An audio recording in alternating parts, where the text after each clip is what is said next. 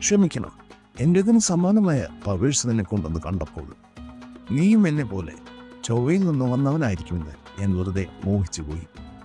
നമ്മുടെ മനസ്സുകൾ തമ്മിൽ ബന്ധിപ്പിക്കാൻ ശ്രമിച്ചപ്പോൾ നിന്റെ മെമ്മറീസിലൂടെ ഞാൻ അറിയാതെ നിന്റെ ഗ്രഹമായ ക്രിപ്റ്റോണിലെത്തി.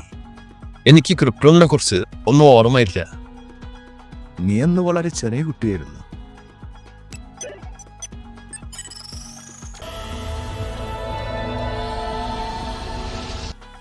എനിക്കിതുവരെ ഇത് പ്രവർത്തിപ്പിക്കാൻ പറ്റിയിട്ടില്ല.